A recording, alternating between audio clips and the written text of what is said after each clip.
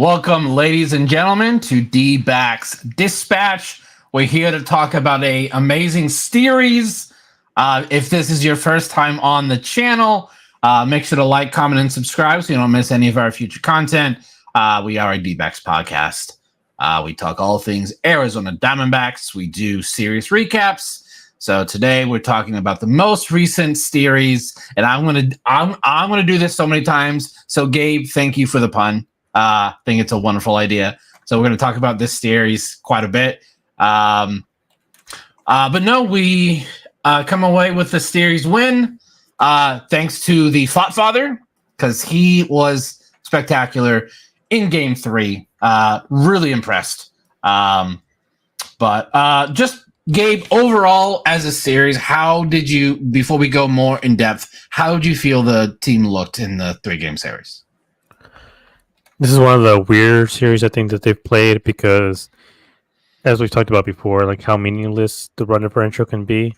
I think they were outscored something like 14-7 or 8 or something like that in this series, and it took away 2 games.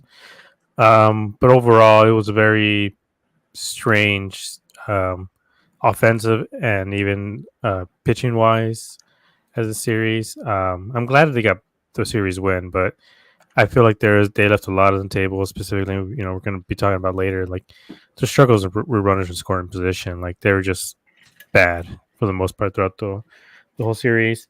And we can also get into the umpiring that was going on. Some of these guys were on FanDuel during their breaks or something. Because it was bad. Like this was definitely one of those series where, looking back at it, I felt like they. Maybe if this was early on in the season, they probably would have lost these games because they won the close ones. They, kind of blew it up for the other one. But, it is what it is. This is baseball. It doesn't matter if you have more hits or more walks, more home runs, even more runs in a series. You can still lose it. And that was the unfortunate case for the Reds. Yeah, baseball's a weird sport, y'all. It truly is one of the weirder sports. Like you could game to game, a team could be completely different, and we've seen that with this team so many times in this series. So, Brett, just as a quick recap of the series, what were your thoughts before we go more in depth with each game?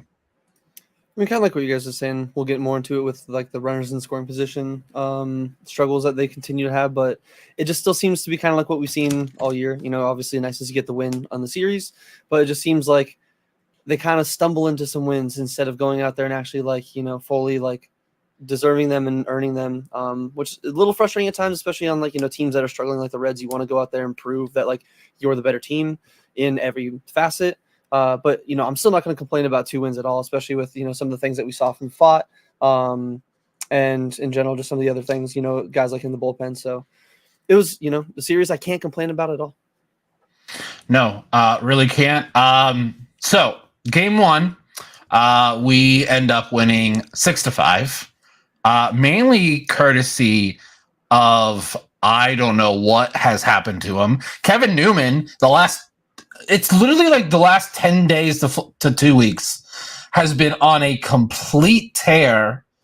I don't know if it's just the consistent playing time or what, but he had 4 hits in this game against his former team, and his final hit, walk-off. Nice little dump there into right. Easy 2 scores. Gabby with a nice slide. So yeah, Kevin Newman, and I think the reason, or this is just my thought process, I think the reason he's getting a lot of playing time, Torey's so big on defense. He would rather put someone out there that plays good defense. And right now, Kevin Newman is making Torey look really good because he's hitting consistently. What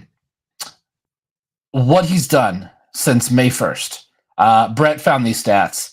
9 games, 30 at-bats, 14 hits, with a slash line of 467, 500, 700, with a 1,200 OPS. You cannot ask for anything more than that, especially right now. When we signed Kevin Newman, I thought maybe spring training body. Maybe he's the backup catcher if they didn't want to go with Lawler.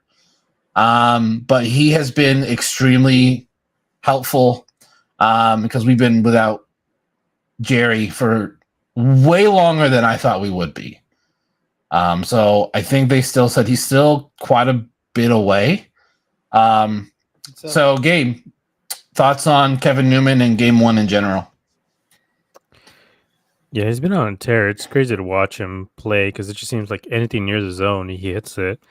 And also, I would like to point out a bit that, like, at least that walk-off hit, like, it was like a, 90-mile-per-hour slider, whatever the hell it was, on that outside corner.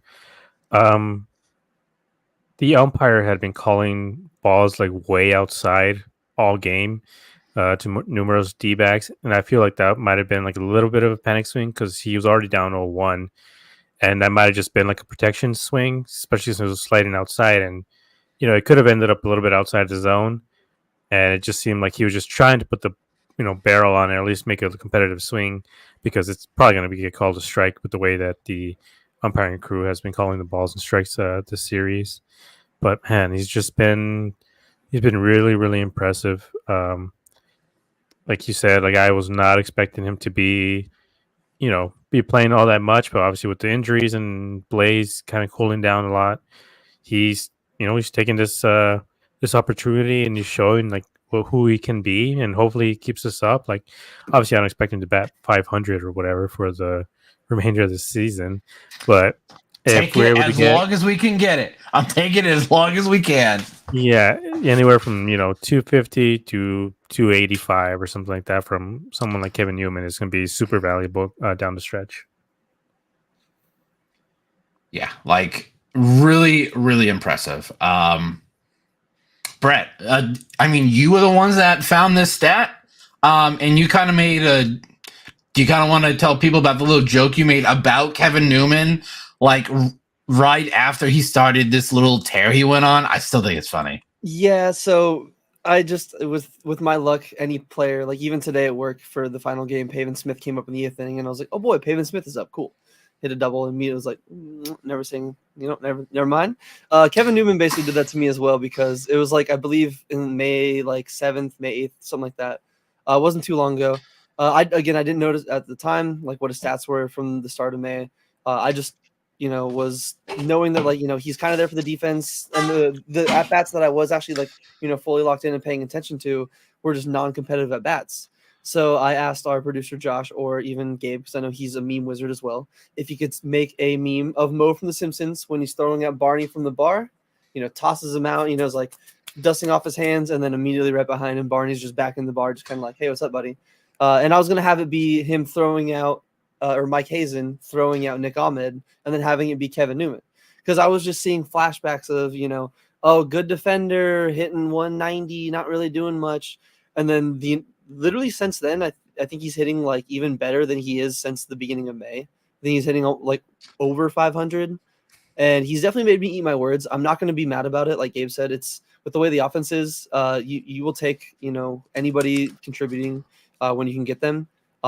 Especially any guy at the bottom of the lineup that can do what Kevin's doing is really key. I just hope it can stay longer than obviously just a 9-game sample. I would like to see it. I would hope that it can continue and maybe light a fire under the rest of the guys. Like they're getting a lot of unlucky. It seems like unlucky barrels on some of them. Like when they have a good at bat, they'll either get screwed by the umpire or they'll just hit a line drive. But then every other at bat, like we saw, we'll get to in like the 3rd game, but just the series in general. And lately, there's a lot of weak pop-ups and weak flyouts. There's a lot of weak contact. Like, we're not seeing it's just super inconsistent. It's the 2024 Diamondbacks in one word, like inconsistency. One day the offense will have great at-bats all around. One inning they'll have great at-bats all around.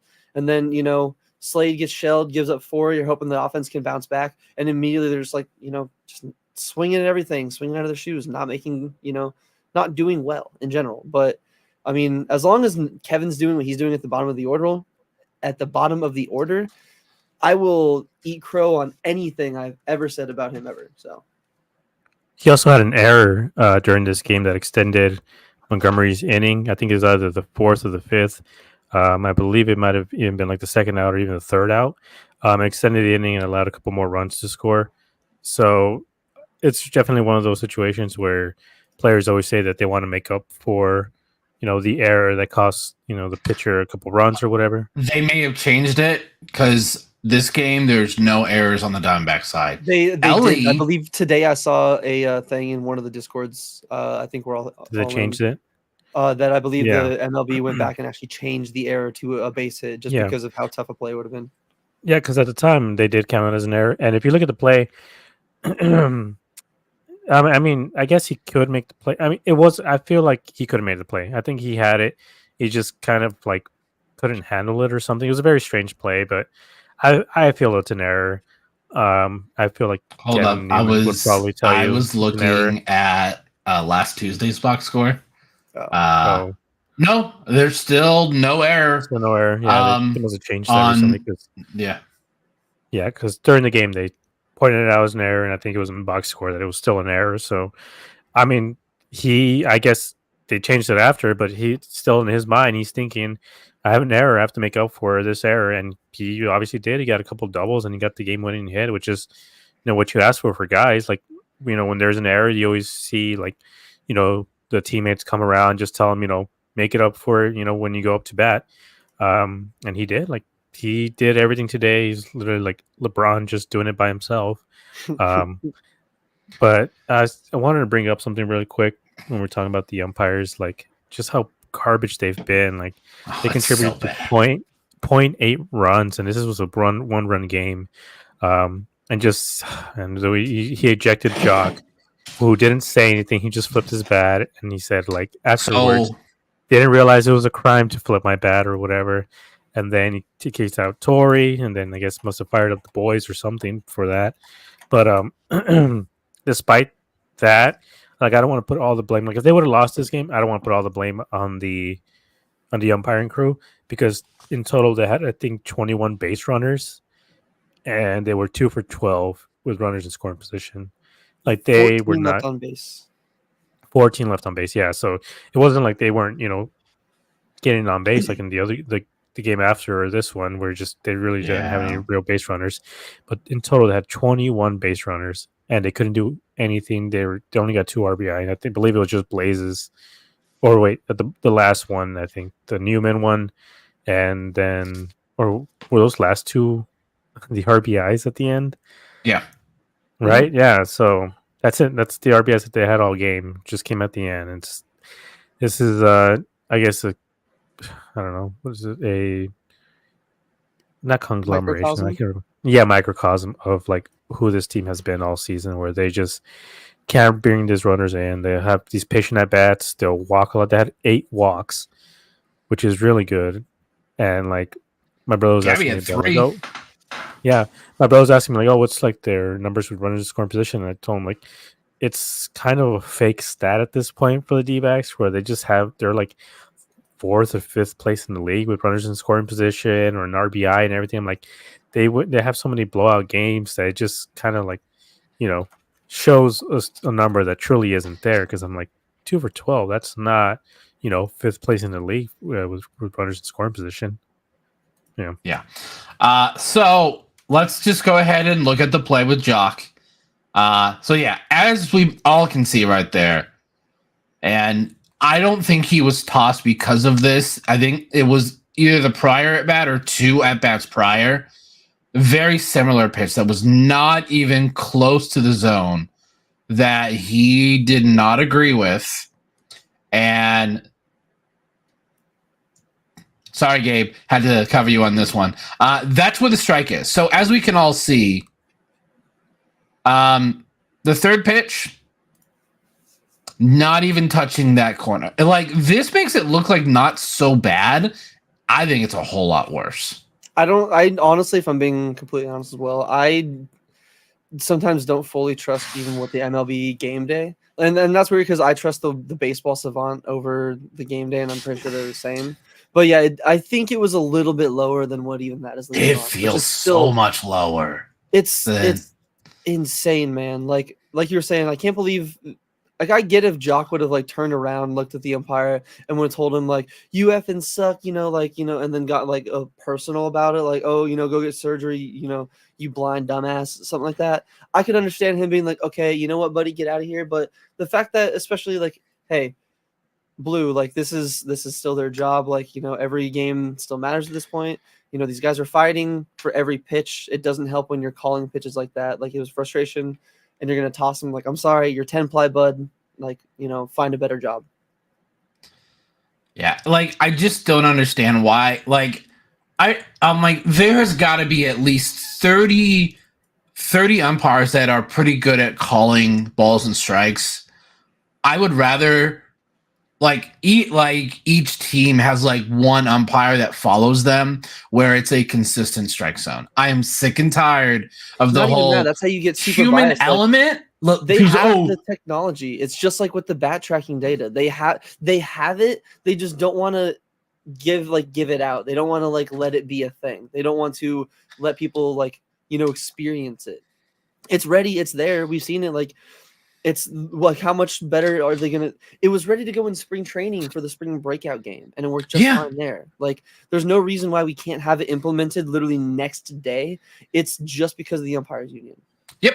That's literally what it is. I don't know if that's what, I don't even know. Like, I don't even know if that's what it is, though, at this point. Like, I mean, like, the actual robot umpires, yes. Like, obviously, the umpiring crew, they don't want to be automated. But to at least, I think it's called ABS system, right? The one that they use in the minors. That's what I mean with robo-umps. Yeah, so that's one of those things where it's like, how is the union against something like that, where it's literally just, oh, that was too high. Okay, it was too high. Or it was right in the strike zone. Okay, that's it. Conversation over. There's no fighting. No one's arguing.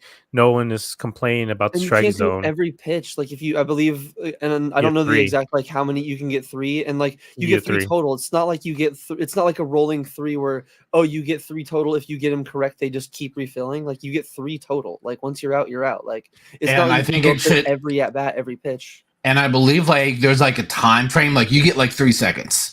Yeah, like you can't sit there and think and have somebody from the dugout yell, "Oh, that was a ball!" Like you can't. Which it's funny because if it wasn't for the Astros, we might not have ABS. Who knows? Yeah, it's just one of those things where it's like these players spend literally their entire lives. Like look at Jock; he's 30 years old, right, more or less, a little older. He has spent literally every single waking moment of his life perfecting the strike zone. He knows where the ball is going. He knows what's a strike, what's not a strike. And for him, twice during this game, get a ball thrown at him where he knows in his mind that's not a strike. So what is he supposed to do? Just throw his bat out there? Because people are like, oh, well, got to protect his zone. How's he going to protect his zone when the ball's like way outside the zone? Like, there's no way to reach it. Not that one, especially because there's like a weird slider. Like, what is it? There's no way to reach that. I can understand, those little border calls and stuff like that. And like they have the technology for soccer. Like what I really want to see is not more robots replacing them, but have the umpires have some sort of earpiece in where someone's watching the game and they just make sure that it's the right call. So if he calls it a strike, but it's a ball, he gets buzzed within 5 seconds. He's like, oh, no, that like, I don't understand why they can't do that. Like, just some sort of oversight, because I am tired of seeing, especially late in games. I'm like, you cannot allow the outcome of a game to be decided by an official. Like, I can't stand it anymore. Especially drives me nuts. Like, if they want to sit there and have it be, if they want to say with a serious face, oh, today's bet 365 player of the game is Kevin Newman, and actually keep up the integrity of the game, like, I'm sorry, like you gotta implement that at some point. You can't just keep lying to people with all this money when you're literally shoving it in people's face to gamble.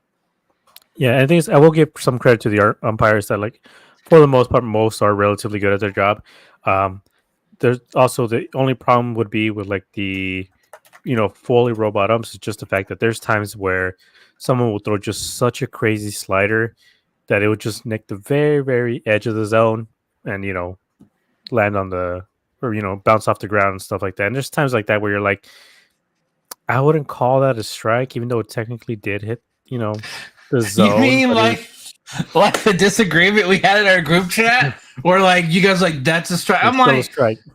So I think there's a difference between like a few seams, like a good decent, like if a part of the baseball, like that hits a zone, a chunk of it's taken out, versus if it's barely touching a seam. Like if it barely touches a seam, I don't think that's a strike. But if the baseball is in my view, the way I've always viewed it, if the baseball in where the strikes, like the plane of the strike zone is, again, it's not like a front pane, it's like where the entire plate is. If at any point it goes through that part of the zone and it would be taking a chunk out of the baseball or the zone, that's a strike.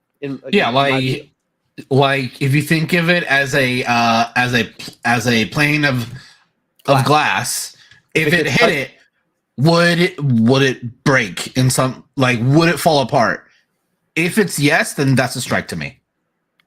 Yeah, and that's my point is just that like the umpires are still needed to make those type of judgment calls because, like I said, there's gonna be times where they throw a really hard slider inside, and on the sports track or whatever, like they will have it right there that's a strike, but it will just curve so far inside that the catcher like has to lean all the way inside and it's like behind the batter trying to get the ball and stuff like that, where it's like, okay, like you can't call that really a strike just because it doesn't look like a strike at all, even though it technically was one in that case. Even if they have like earpieces in the umpire's helmet saying, okay, this is a ball, this is a strike or whatever, at that point he can make a judgment on the call and say like, yeah, no, I mean the catcher's behind the batter at this point, like there's no way that's a strike. It's so funny to see some catchers do that, like it hits the bat stump and they catch it and then they'll frame it and they'll hold it. You're like, nice try. It's funny, but no. Yeah, so just stuff like that where that can be improved. But my point is that like I want the ABS system. Like I'm tired at this point. I do. Because it happened. There's so many bad calls throughout the games, but these players know when there's a pivotal one. You have, look at freaking the Scott McGuff game. That ball wasn't a strike. He was working the count. Scott McGuff was working the count, and he called a ball that was like 4 inches outside the zone, strike 3. And even though earlier in that inning he had thrown a ball that was in the strike zone, and they called it a ball, and it just like it's frustrating. There's no accountability. They don't come out and say like, "Oh, we messed up" or whatever. Like, there's truly just no accountability at all. They don't get demoted. They get put into freaking playoff games so they can do the exact same thing there. Yeah. So as Steve was saying, I think this is a big one. I think it's a lot of them just can't see it because a lot of these umpires that aren't as good are older, and I really feel like it's an eyesight thing. Like they just can't see it. They have freaking Joe West with that glaucoma in his eyes, at 80 years old behind the plate calling these games. Like, this dude is just guessing. Like, there's no way he's not just guessing. Like, it's sad that there are some umpires that we all know who they are, just as big as these players. We should not know these guys. Like, we should not know, this guy's behind the plate. Oh, this is going to be a bad game. How would you classify the distance from where umpires are sitting? A ball, when it crosses a plate to where an umpire's face is, like it's a pretty close distance, correct? Yeah. So American Optometric Association says beginning in early to mid 40s, many adults may start to have problems seeing clearly at close distances. Yeah. And a lot of these umpires are in their 50s and like 40, like late 40s, 50s, and 60s. Like they're 100%. Like, and again, I get, that's not every umpire. Again, there are umpires that are decently good, and not every umpire is going to be perfect. Like Angel Hernandez, right? Exactly, but he's the outlier on the bad side, and Pat Hoberg's kind of like the outlier on the good side. Like, not every guy is going to be a Pat Hoberg and basically calling a perfect game in the World Series and just even in a regular game. But it is unfortunate because it just seems like so often like the bad calls, like it's not like this was in like a nothing situation, like whatever. it's just so many of the bad calls are in major situations and they're just highlighted so insanely where it's just not worth it anymore. It's like, I feel like Gabe said, keep the human element still, like not fully robot umpires, but there's got to be a way to, take that off their plate to where, especially like I imagine like that's got to be a big reason why these guys have such hair trigger reactions to them when they want to throw people out of games, because they take it as such an ego trip. Like, I'm correct, I'm the one that's calling that. If they're getting mad, then they're like, hey dude, I'm not calling it. I'm not the one that said it was a strike. Like it's not. It's, don't get mad at me. Like I feel like there would be less ejections, which is better for the game because, as fans, we pay our money to go see stars of the game. Like, we don't want to see these guys get thrown out. I know this one was later in the game, so it's different, but whether it's an early game ejection or whatnot, we don't want to see them get thrown out just for a slight disagreement because you got soft about your call being absolutely incorrect and you didn't want to be called out on it. The only way this is going to change truly is if, it's game one of the World Series and Otani argues the call in the first inning, when he's batting second and the umpire ejects him. That's the only way this is going to change, because at that point you're taking out the biggest star in the world, because the umpire makes a bad call. But also, like, these batters, like I said, not only are they trained to, perfect their own strike zone, they have the same access to technologies that we do. So when the inning is done, they go down, or that they're at bat or inning is done, they go down there, they look at the what do you call it, the MLB app, and they see this was a strike or this was a ball, and I'm right. So next time they go up there, a lot of times I've heard that they will tell them, like, hey, you missed that call on me. And same with the catchers, they'll ask them, sometimes they'll be smart ass about it, be like, where did that miss, or did this one miss, or whatever. So it's just one of those things where it's like, we have the technology, we can fix this, like just like so many other things with the pitch clock and everything. There's a lot of easy fixes that should be implemented, and they're just not. And I don't understand why they haven't done any of it. Yeah, I really wish we had the answer to that question. Really, really did. But we do have some positives from this game as well. Gabby got off the schneid, got his first home run of the season. Just barely clears the wall, y'all. Just barely clears the wall. But he did get that. And Jordan Montgomery looked really good in this start. This was so good to see, because his first start at home against the Dodgers after the B game was not good. So I really enjoyed watching Montgomery pitch here. Went 5 in the third, 7 hits, 3 earned, 7 Ks. So really good job there to see out of Jordan Montgomery. Gabby, and I want to bring this up now. Are we worried about how much Torrey is sitting Gabby, or is this just like it's early, doesn't want to get him too worn out, and Tucker Barnhart's actually playing pretty well? So it's not like a major drop-off like we saw last year when it was Jose Herrera. Yeah, I think he mentioned it, that he was like, oh, well, we have a lefty on Wednesday. So he decided to give Cattell, the hottest hitter with the game hitting streak, and then Gabby, who just hit his first home run. So obviously that means they have to sit the next game. But Torrey didn't say, he's nursing anything. So he just Gabby had said some weird things, like he was sick, I think, right, this last series, so that's why he didn't play. So it's like, yeah, he's been sitting because he was sick, and then he also had that dentist appointment or whatever it was, like that soreness. Yeah, I was like, some of these don't feel like just they want to give him an off day, but like they can't. Like I was like, he's been getting sick a lot. Like, that's all I'm saying. Like, it's like once a week. It's allergy season. I get it. So, but no, it was really great. And then, yeah, Torrey sat him on Tuesday.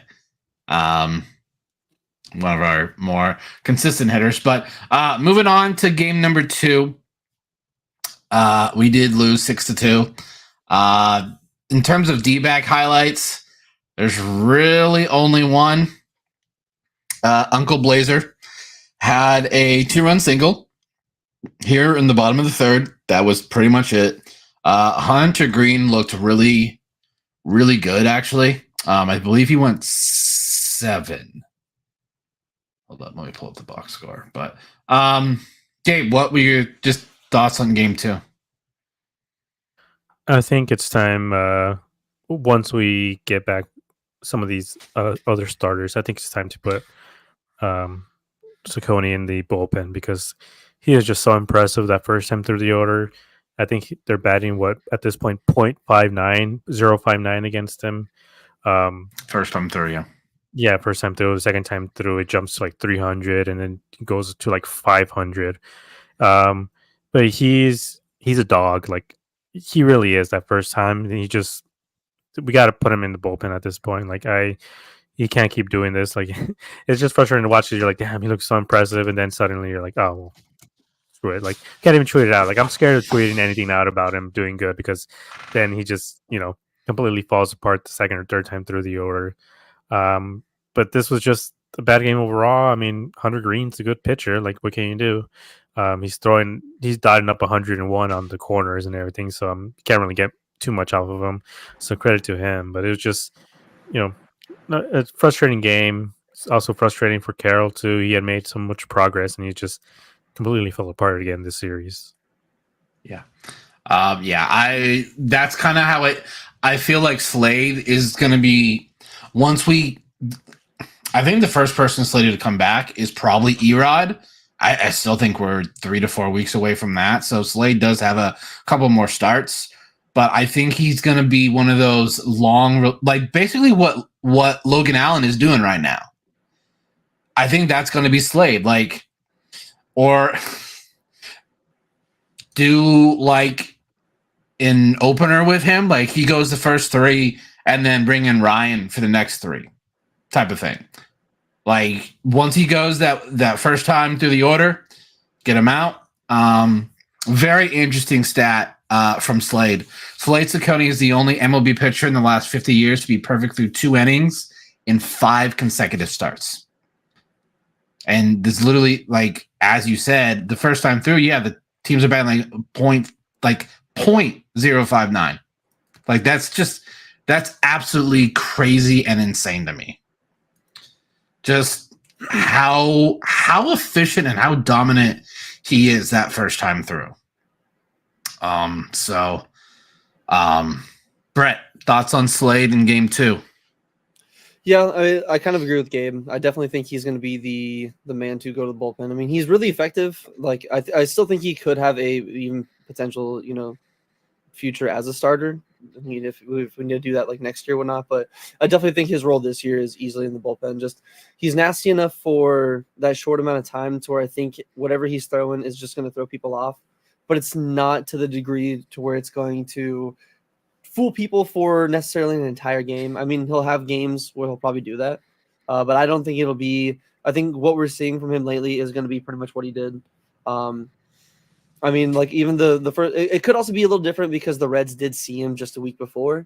So, I mean, that could be a little bit of a factor into that. I'm going to see or interested to pay attention to how he bounces back in his next start. Which is the Dodgers. That'll be fun. And that'll be a real test. Oh, good Lord. That'll be a real test. I mean, I still believe in him, but I do agree. I think he's going to be more of a bullpen guy out. Just, mix him in there, whether as a starter, long reliever if the starter that we have that day gets shelled. I mean, I'm still like confident in him. Obviously, like that stat, he's nasty. He's got nasty stuff, man. He can miss barrels. He can, he can get outs when he needs to. It's just, I think guys figure him out pretty quickly. Yeah. I really wish I knew what it was. And I know Strami will figure it out because Strami is, in my opinion, probably the best pitching coach in the last 20 years. Mm-hmm.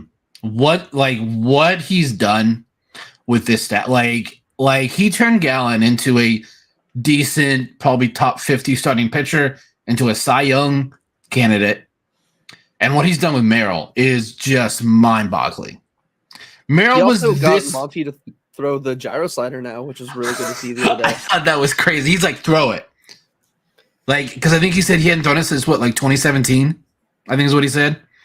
and then he threw it 6 or 8 times on Monday, and it looked really good. He got like 5 whiffs too, which is insane. Yeah, like that's really impressive. But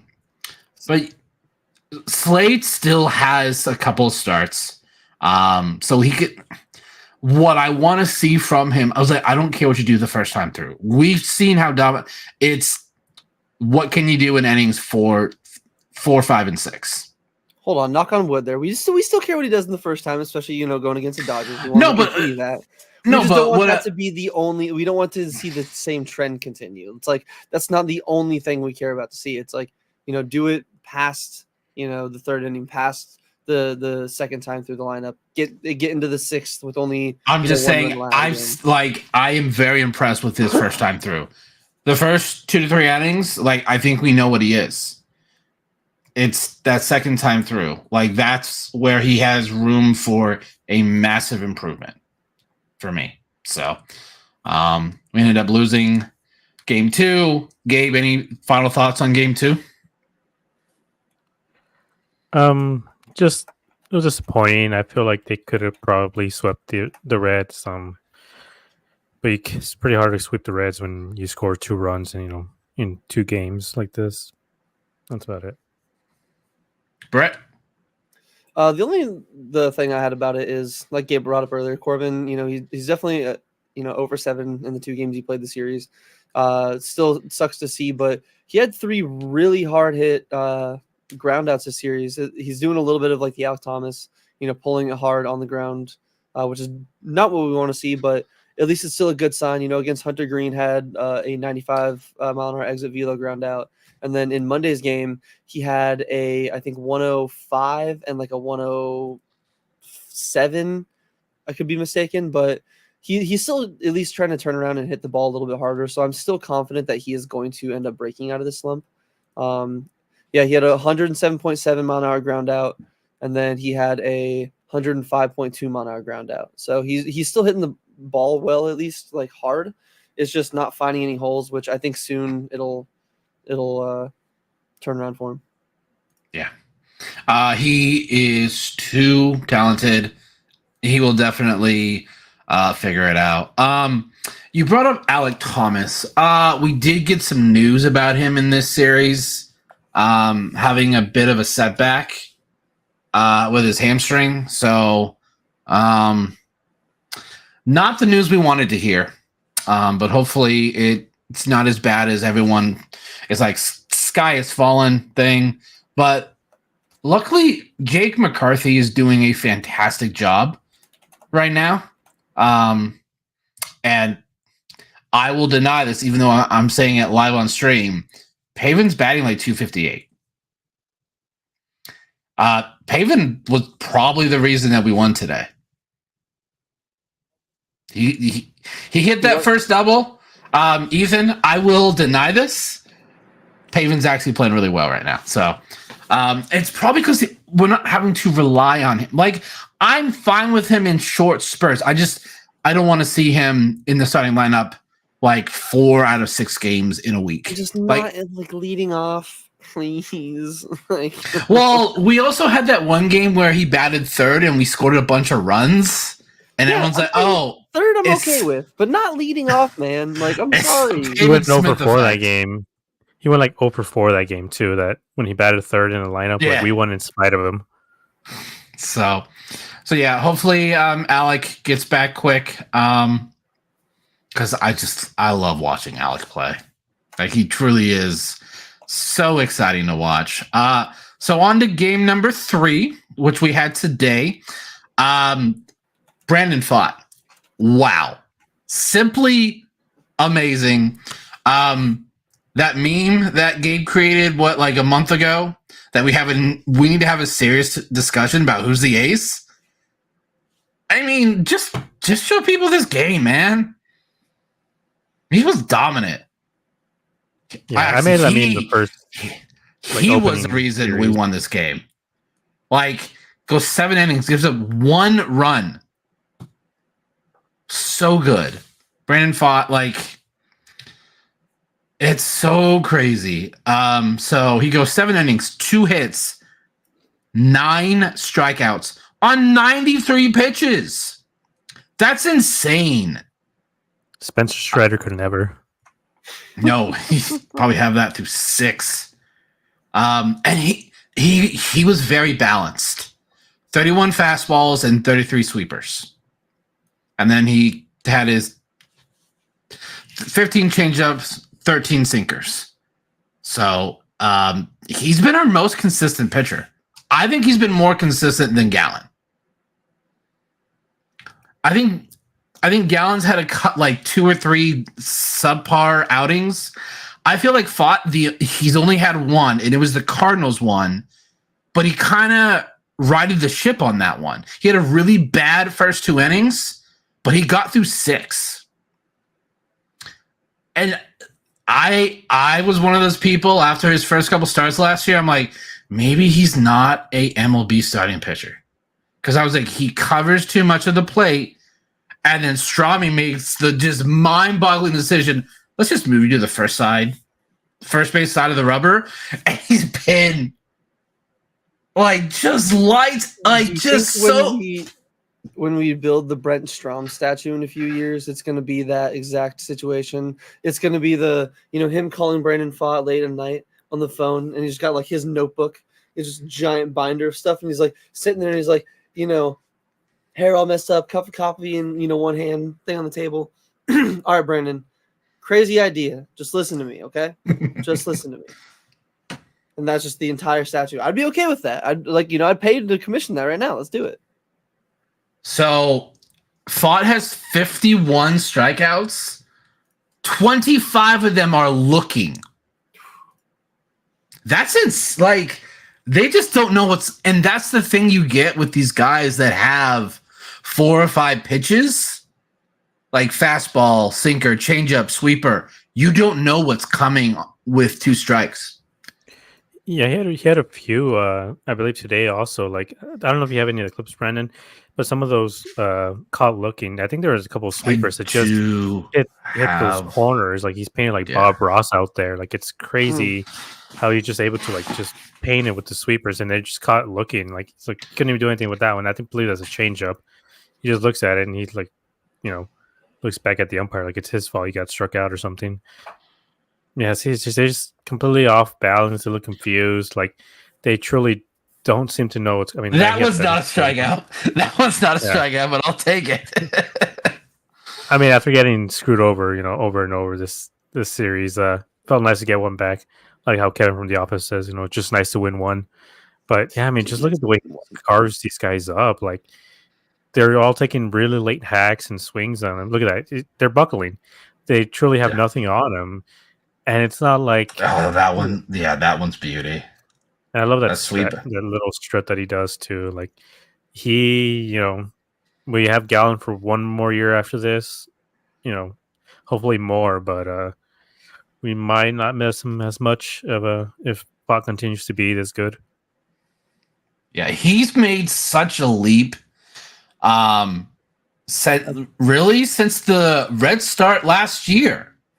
His first start when Strami moved him to the first base side of the rubber. I think it was a confidence thing. He's like, okay, I can do this. And with starting pitchers, if they have that confidence, watch out. Yes, I think what he did in the postseason. I think Pfaadt, if he can continue the development and like the track that he's on, he might be the first like homegrown and like home developed arm the Diamondbacks have had. I mean, you could count Patrick Corbin, I guess. He had a pretty decent career. Yeah, but he left. But like other than Corbin, like the first one that comes to my mind is even like Brandon Webb. Like the Diamondbacks have just never been able to develop like an actual true ace, and like that's why like I question Corbin because like he was always good, but like I think he was a B, a B plus kind of like pitcher. I don't know if you'd like make him an ace, but like Pfaadt's looks like he might be one of the first homegrown aces since Brandon Webb, and those are some tough shoes to fill, man. Like those are some pretty tough shoes to fill, but I think Pfaadt can do it. But also, you're talking about the confidence. not only did the phone call that Strom just tell him like, oh, move to the side of the plate. He told him we're going to need you during the playoff run. He told him that specifically. This was like I think August when the team was sliding. He told him straight up, we're going to need you on this stretch run. And as a pitcher, how's that not going to be like the biggest confidence boost in the world when they're telling you, you're going to be on the playoff roster in August when this team's on the slide.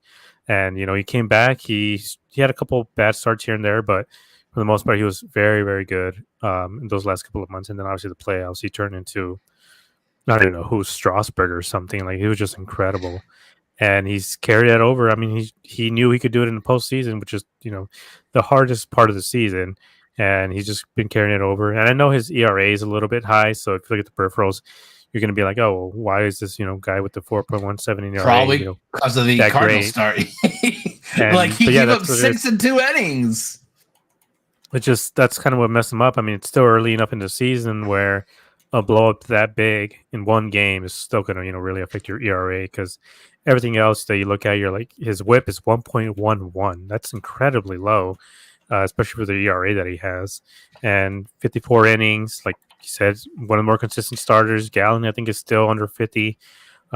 He's just been out there while all the other guys have been going down. He's been steady. He's getting his work in. He's getting a lot of innings. He's getting a lot of strikeouts. Like he will be the ace of the staff in the next coming years. Yeah, without a doubt. Spit those bars. The thought believers will arise. Yeah.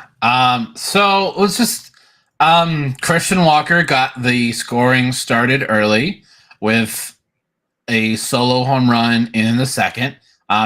His power has really come around the last, I'd say, 10 to 15 games. I was worried there for a bit. Like he had like 3 homers just in the month of April.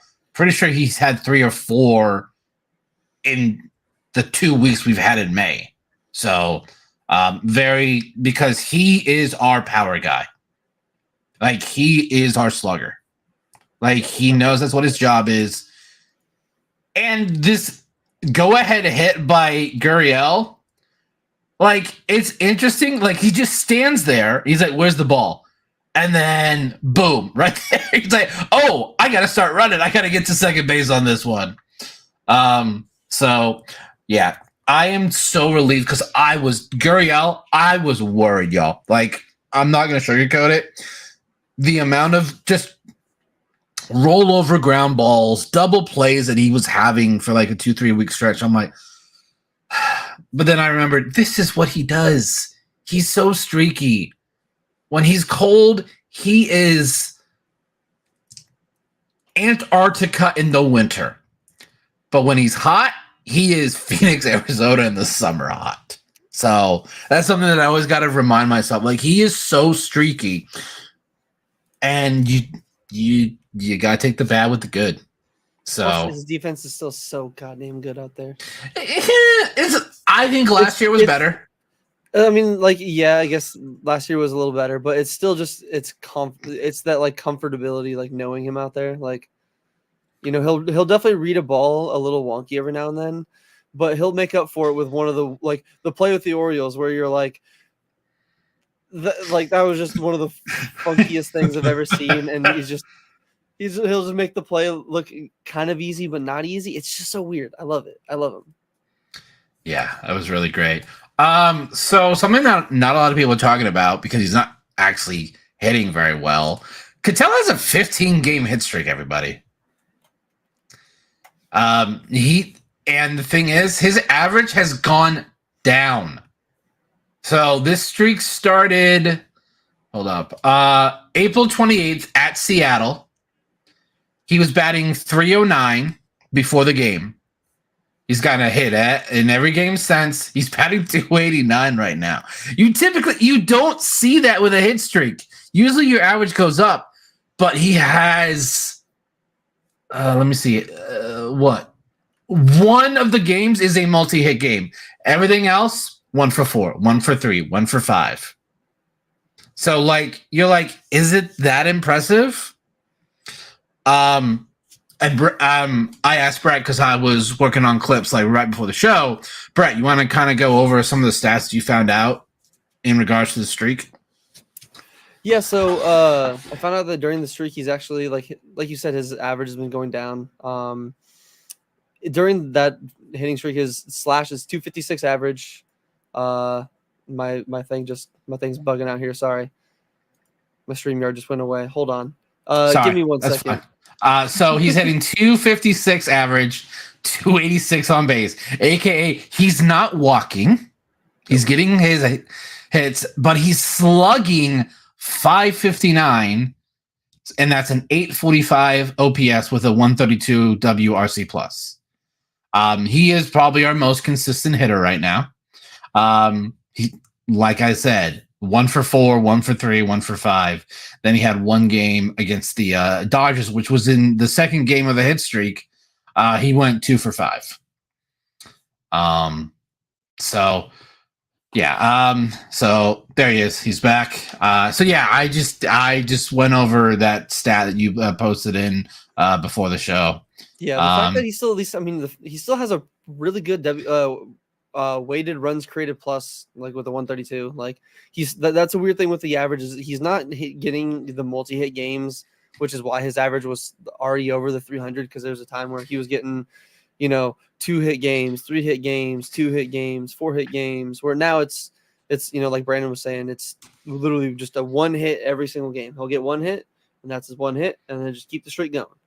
But again, I'm not going to complain. As long as there's people in the lineup that are giving me anything consistent in a good way, I will take it. So right. So I want to, because Brett asked me to find a certain clip earlier, and I wasn't able to find it until now. So give me just a second. I'm not gonna upload it in like I normally do because that's gonna take too long, but I'm gonna just go ahead and we're gonna do, where is it? Oh geez. Let's try that. Yeah. So then I'm gonna do that. So Brett pointed this out earlier. I could tell it does a little showmanship on a ground ball. Look at this. Nice little shimmy shake as he makes a routine play at second. I think we found a new win gif. Oh, thank you for reminding me. I'm going to make that after the show. That is definitely going to be a GIF. The Dbacks actual Twitter post already posted it as a GIF, so you don't have to do that.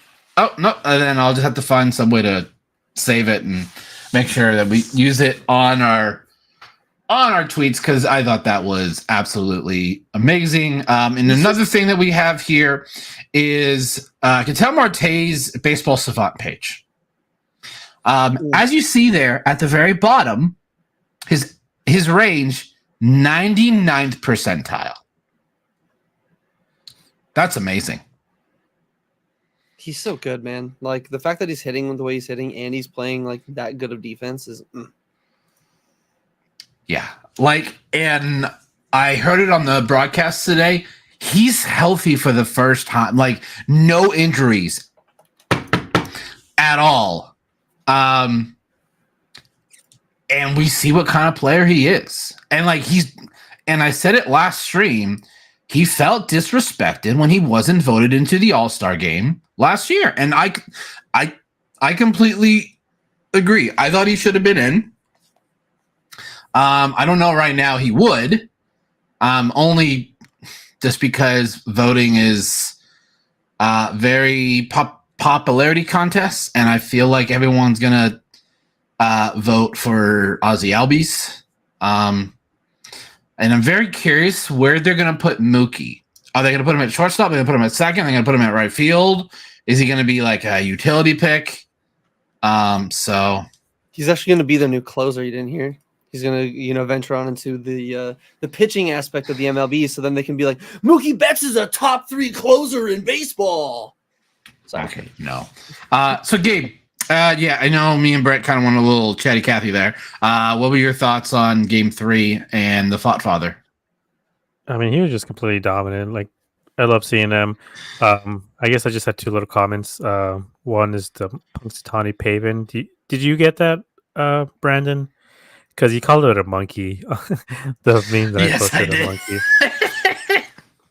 Yeah, so Yeah, I call it Punxsutawney paving because it's every time he does something good, it seems like they give him another 6 weeks in the majors. Same with Punxsutawney Phil. That what is it? The groundhog. Groundhog. Yeah, he peeks his head out 6 more weeks of winter or whatever. So it's kind of how paving is.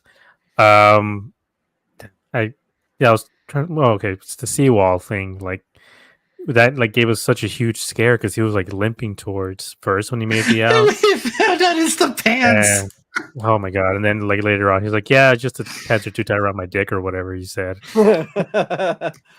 Kind of pull Lyndon Johnson talking about rides up at the crotch a little bit or whatever. Hopefully, Yeah, because I know Fanatics said that they're dealing with those uniforms. Hopefully, that happens sooner than later. They Or said it was for MLB said they're next dealing year. with uniforms next Yeah, year. Yeah, they're they said for dealing with? next Yeah. year.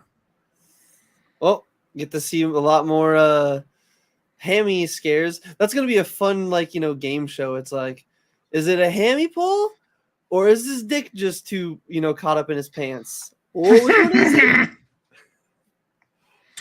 That's too funny, man. That is. But no, it was great. I want to see Fott do that. Like, I don't think he needs to go like that crazy. I mean, it'd be great if he can, but like, offense, you got to help him out. Come on, he should have had a win in this game. Like, when you have a guy go 7 innings, 2 hits, 9 Ks, you got to get him the win. So that was a bummer to see. And we talked about it last stream. Thompson is just unreal. Like, he has a 1 ERA, 1.00. That is amazing. He may have to be the 8th inning guy, or depending on the game, what outs are more important, the 7th or the 8th? I think he needs to be the guy in front of Seawald. Say, I wanted to, because you brought him up, and before we move on, and Gabe, if you have any thoughts about him as well, but I was looking at Baseball Savant and Thompson, and it's just insane. Like, I know a few podcasts or a few streams ago we were talking about, a pitcher's like ERA plus and how Wade Davis for that Royals team was insane. Ryan Thompson is still in like the nearly 300 mark for the like ERA plus for like a relief pitcher. And then on Baseball Savant, he's in the top 5% or better in the league in expected batting average, expected slugging percentage, weighted on base percentage, expected weighted on base percentage, ex Wobicon. I always forget what that one actually means. Hard hit percentage, walk percentage, and then expected ERA with 0 barrels according to Statcast. Like, batters have barreled him up 0 times this year. Like, he's just when he's in on the mound, as long as he's not wild and throwing the pitch behind the batter half the time, he is disgusting. Like, it's genuinely insane what he can do. And I kind of agree where I know Torrey said he's going to stick with his guys. Ginkel's going to still have the 8th inning, as far as I know, with what Torrey was saying. I know today was a little different. I think if they have the lead, it's kind of like a closer situation. If they have the lead, he's getting it. But I definitely think that if the things continue the way they're going, Ryan Thompson has earned himself not only the 8th inning starter spot, but this man needs to be an all-star. He's got to be an all-star 1,000%. Yeah. When was the last time a non-starter or closer was in the All-Star game? It doesn't happen a lot, but if Thompson continues the path that he's on, Mantiply. Well, that's Mantiply. Because they had to pick someone from the Diamondbacks. Well, I mean, yeah, but like I think Kenley Jansen did it like for the Dodgers for a few years. He's a closer, so it's usually a bunch of starters and closers. You don't see any of those non-starter closers unless you need the one representative from the team and no one else, because that season, Mantiply was it. There was no one else even somewhat deserving. But, I mean, I felt like he deserved it anyways. I think until that point, I still think he hadn't even issued a walk yet. We're talking about, July, so he deserved it. I mean, I think if, Cattell was better, he probably wouldn't have been in it, but I still don't think we should discount the fact that he did deserve to be there. and he's been getting close to that form the last couple of weeks, which has made me really like. It makes me happy that our A bullpen, not counting the closer, is 3 guys and not 2. In case we have a starter that goes 5 and a third, you bring those 3 in to get those outs to the 9th. Bridge it. So we got a Steeries win. So congratulations there. Moving on, I'm going to preview our next series. We play the Detroit Tigers here at Chase Field. So we have an off day on Thursday. Series starts on Friday. So matchups are Scooble versus Ryan Nelson. Saturday is Flaherty versus Gallen, which I'll be at that game. So that's actually looking like a pretty good matchup. And Sunday is Manning versus Montgomery. They have one of the worst free agent signings in the last decade. That Javi Baez signing looks so bad. I don't know what's going on. I don't know if it's I don't give he gave up, man. I think he just got his bag and he just does not give a fuck anymore. Because he hasn't been over 200 with them. Or like it's like early in the season. He's batting 167 and 126 at bats. A slash of 167, 200, 422. There needs to be a study done on him and Chris Bryant, man. Yeah, I don't like the downfall of the core of the 2016 Cubs. Everybody but Rizzo has just turned. No, Schwarber as well, but yeah, dude, he is just bad. Scooble, which sucks because I believe the Diamondbacks drafted him, and then he turned them down, went to college, and then got drafted a year or 2 later. So, what could have been? But dude, Scooble is nasty. I'm a 29th round in 2017. I'm a slut for any kind of lefty that has some good, like a good repertoire, and he has a good repertoire. So I'm really excited to watch that game.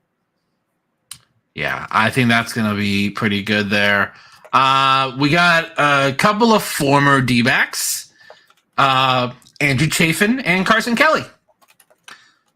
Will be here, so that should be fun. Let's just take a look. Like, what is Carson is? Yeah, he's bad. He's only had 65 at bats, so I'm wondering if he's been on the IL for a bit.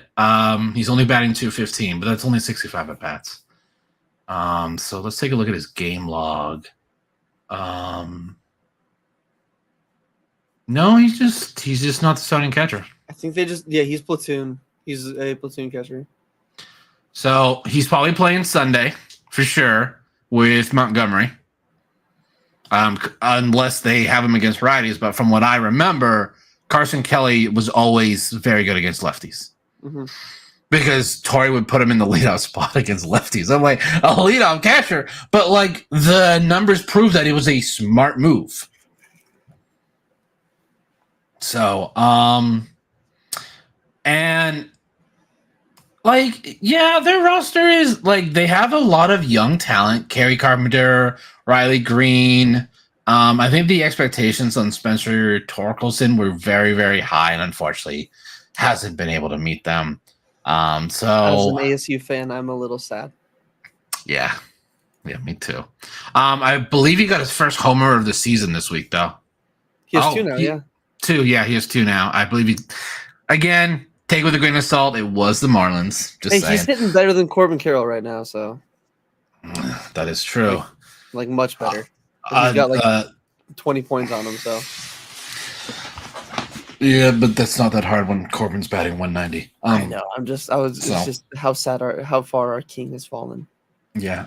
Gabe, any preview thoughts on the series?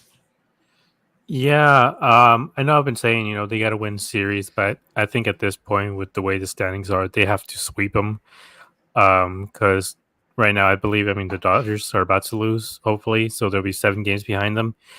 They can't afford to go double digits behind in the column, in the standings behind, especially because we're playing them next week too. So in LA, if they lose a couple against the Tigers and then they get swept again by the Dodgers, I think that's that's it. Like the division is over for the D-backs. They have to focus on the wild card. But if they're able to at least hopefully get to sweep, get over 500, go into LA on a high note, even if they lose a game or lose a series, I still think they're still in a good position. Like I truly don't think they're going to win the division at this point, just because the Dodgers they have like 30 wins already. But yeah, I feel like they have to go out there. On paper, they are the better team. We say that every time, but they should win. I mean, they've been winning against the Reds. They've been relatively dominant against the Central team. So hopefully they're able to actually sweep them and then go into LA on a high note. I mean, if they sweep, we'll be over 500. So it looks like we will definitely be getting Glasnow and Paxton in our series. And then we might be getting Yamamoto, Glasnow, Paxton. I'm not fully sure. Well, that's yeah, gonna be a little schedule. But again, that's after that series. I'd rather just focus on, like Gabe said, just sweep the series against the Tigers, please. Just give us all a nice little, a good happy nugget to chew on before we go into the shit stain that is LA. Sorry. I do want to say LA does have the highest run differential in Major League Baseball. Shocker. Yes. So just also for anybody that's interested, I hate that he's a Dodger, but go take a look at Shohei Ohtani's Baseball Savant page. Good fucking God. It is so disgusting.